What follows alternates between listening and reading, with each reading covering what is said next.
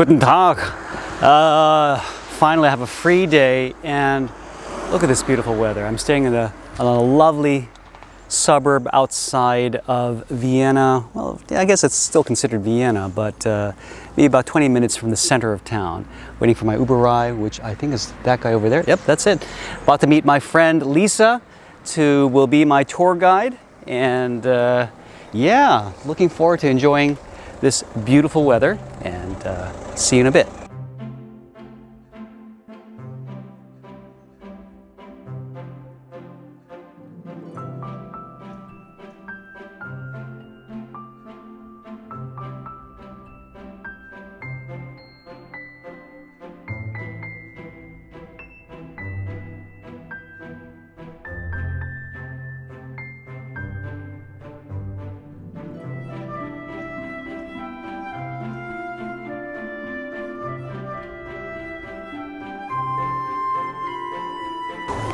And this is Cafe Fraunhofer. Apparently very famous because I think Lisa said Mozart and Beethoven actually performed in here, and I see Lisa standing right. We're doing a showdown.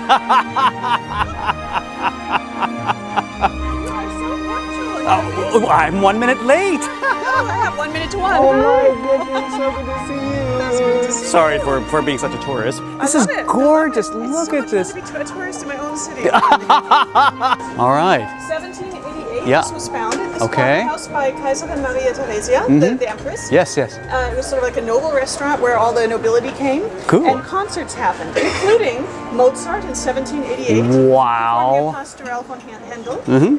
And Beethoven in 1797 performing his own quintet for winds and piano.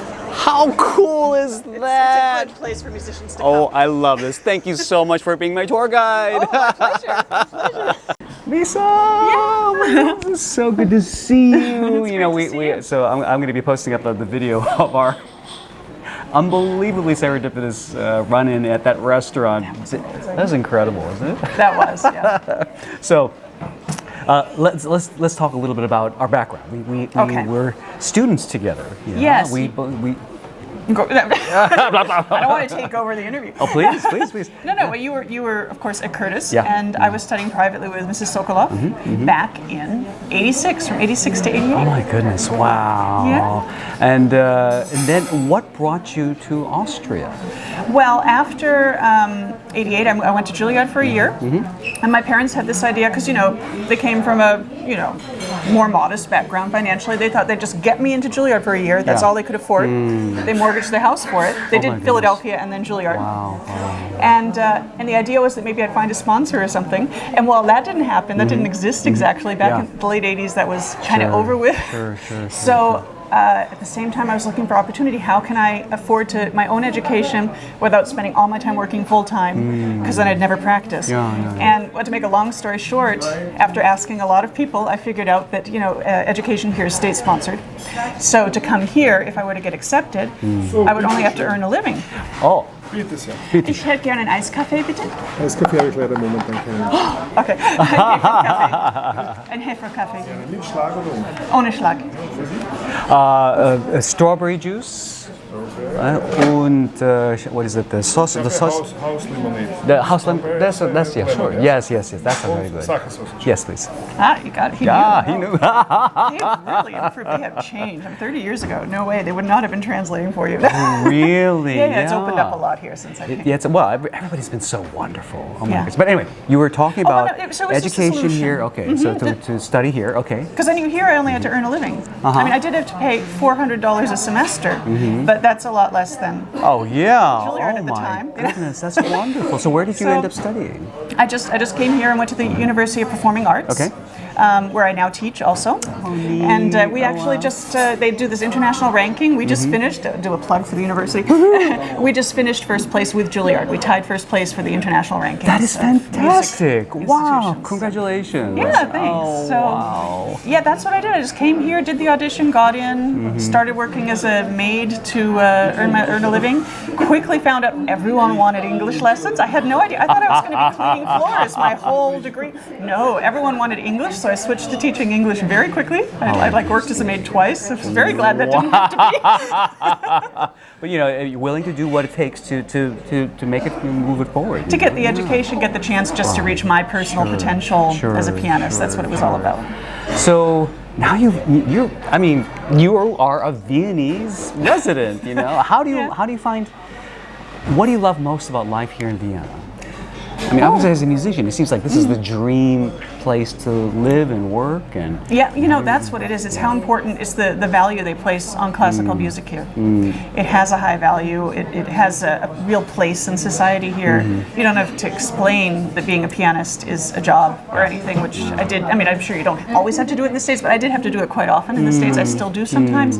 I mean, lots of people know about music in the States, but you know, it's just, it has much more of a value, a higher value here in society. It's integrated. Like the Vienna, I mean, I did the data back in the early 90s. In the early 90s, the budget for Vienna for the performing arts was greater than the budget for the United States of America for the performing arts. Are you serious? It makes a difference. That was the early 90s. I don't know what it is now. I don't go back there. I'm not that obsessed, but I did check it out once out of curiosity. Wow. Yeah. And I mean, so it goes without saying, you are deeply valued and appreciated here for being a musician. You know. Yes, and there's a place for me, and there are just so many people really interested in it, and even your audience is very educated and very interested in it, and there are just lots of opportunities for people, and it still is inexpensive, you know, to go to university here. It still is virtually free, and that means that it's open to everybody who's interested, and my students have a place after they finish to go teach and go, you know, the whole music school system here is really well established. It's historical. It goes back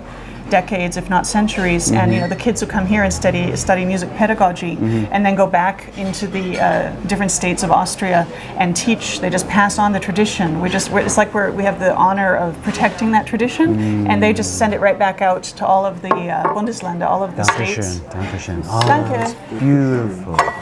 Dankeschön. It just has such a really established place, and people have a sense that it's worth something, and they want to Look at protect this. This it. is so beautiful. This strawberry juice. You got a lovely Yeah. coffee.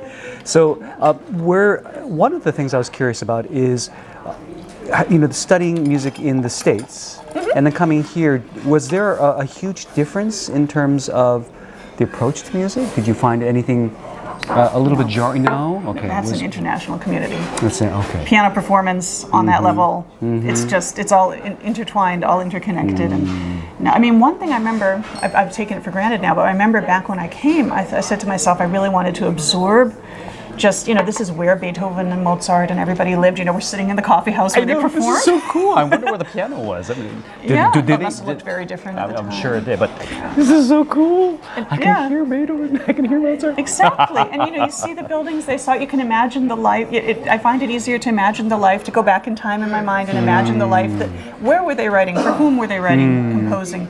And the music, the way it's integrated into society and the history of the society and the people, it gave me me personally, just a deeper connection to classical music.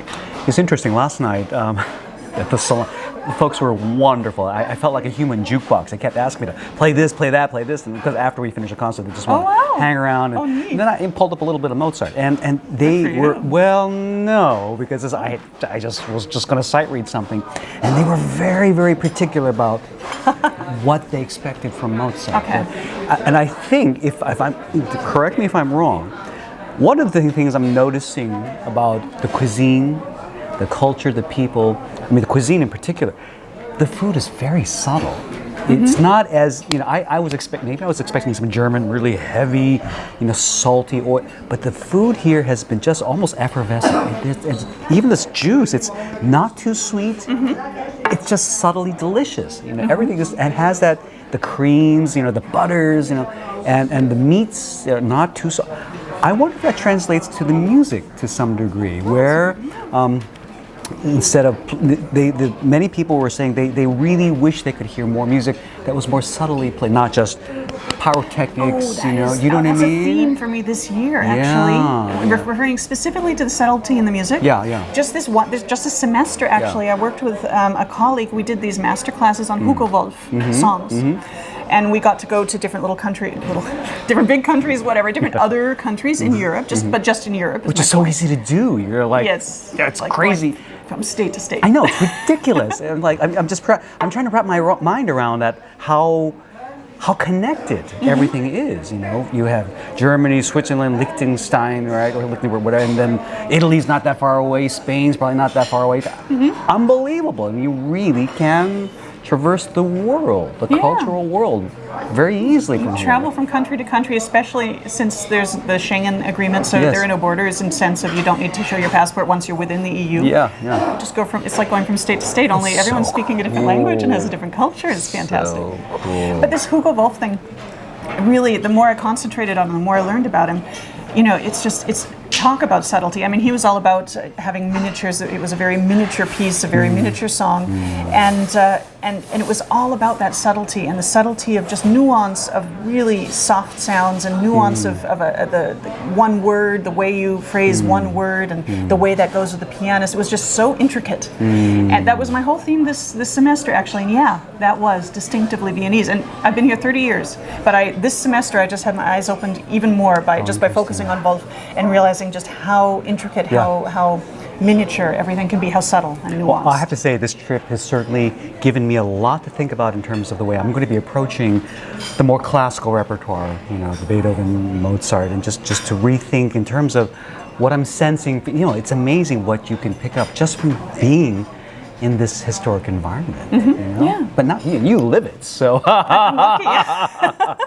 I am going to ask you, are there things that you miss about the United States? Oh God, yes. What are some things that you miss? Oh God. I mean, I love Vienna. I love Viennese people too, but I miss American people. Just American culture, American friendliness, openness, way of greeting you, way of just being willing to instantly connect with you, even if they don't know you, even if they might never see you again. Just that sort of banter we have. I miss it so much. I mean, I get teased a lot because I don't usually go to Viennese coffee houses anymore. I go to Starbucks because I crave that. They come in, they know my name. Hi Lisa, how are you?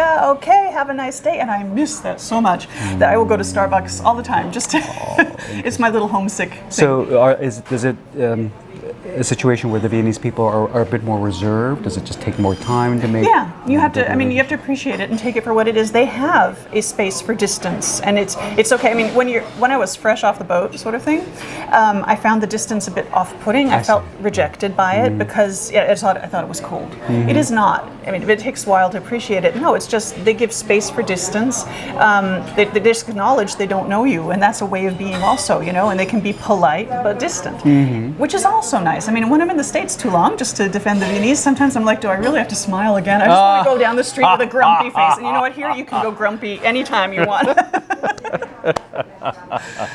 Wow. But Dankeschön. Oh, I love this. I had a little bit of this last night. These sausages, and you just kind of, you know, it's so funny when with the horseradish. That's horseradish. Yeah. That is so, We like, call it Krähen look here. at that. I don't know if you can see this. Oh God, what is it in High German? Now Look I at forgot. that. That's the Austrian word is Krähen. Yeah, it's like really Meerrettich grated. is the Look at German that. word, yeah. Ah, danke. This is so cool. Yeah. Okay, well, listen, I think we're gonna enjoy and just catch up and enjoy some food. Thank you, Lisa, You're welcome. for this impromptu. This was so fun. This is so cool. interview. And so you're teaching now. Before we wrap up, what are some other musical activities that you're busy with these Well, I'm an days? accompanist at the University of Music, University of Performing Arts. Here's to accompanist. Yay! Yeah, and I have winds, strings, and singers, and and I perform around, and I teach around. You know, I just did this. They call it Erasmus projects, where they take. They call it, what do they call it? Teaching assignments, faculty mobility, where they send faculty out into the other countries. So I got to go to Barcelona, Udine, Italy, and Zagreb, Croatia. Yeah, just think of the city names. Yeah. All those, and teach there and interact with the colleagues, the students, the institutions there, and it was just really, that was my big thing this semester was doing that, and it was really eye-opening. Oh, so lovely. I envy you. I hope there are opportunities for me to come back to Vienna more often. I hope so too. Yeah, that would be great. Lisa, thank you so much, and we'll continue this on the road. Okay, I look forward to seeing it.